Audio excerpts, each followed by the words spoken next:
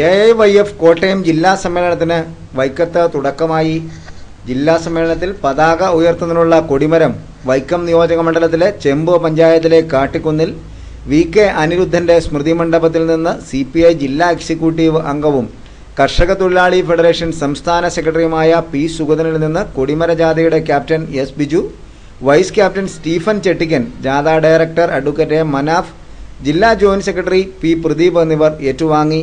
നേരത്തെ വി.കെ. അനിരുദ്ധന്റെ ജന്മഗൃഹത്തിലെ സ്മൃതി മണ്ഡപത്തിൽ നേതാക്കളും പ്രവർത്തകരും പുഷ്പാർച്ചന നടത്തി. ഇരുചക്ര മുച്ചക്ര വാഹനങ്ങളുടെ അകമ്പടിയോടെ സമ്മേളന നഗരിയിൽ എത്തിച്ച കൊടിമരം എഐവൈഎഫ് സംസ്ഥാന സമിതി അംഗം മനോജ് ജോസഫ് ഏറ്റുവാങ്ങി. തുടർന്ന് കൊടിമരം സ്ഥാപിച്ച് കെ. അജിത് MLA പതാക ഉയർത്തിയതോടെയാണ് 4 നാൾ നീളുന്ന സമ്മേളനത്തിന് തുടക്കമായത്. വെള്ളിയാഴ്ച വൈകിട്ട് യുവജന റാലിയെ CPM സംസ്ഥാന സെക്രട്ടറി പന്ന്യൻ രവീന്ദ്രൻ അഭിവാദ്യം ചെയ്തു. ശനി ഞായർ ദിവസങ്ങളിൽ തിരഞ്ഞെടുക്കപ്പെട്ട ജില്ലാ സമ്മേളന പ്രതിനിധികൾ സമ്മേളിച്ച് രാഷ്ട്രീയ സംഘടനാ റിപ്പോർട്ടുകൾ അവതരിപ്പിച്ച് ചർച്ചകൾ നടത്തും. ഇതോടൊപ്പം പുതിയ ജില്ലാ കമ്മിറ്റിയെയും ഭാരവാഹികളെയും സമ്മേളനം തിരഞ്ഞെടുക്കുമെന്നും ഭാരവാഹികൾ അറിയിച്ചു.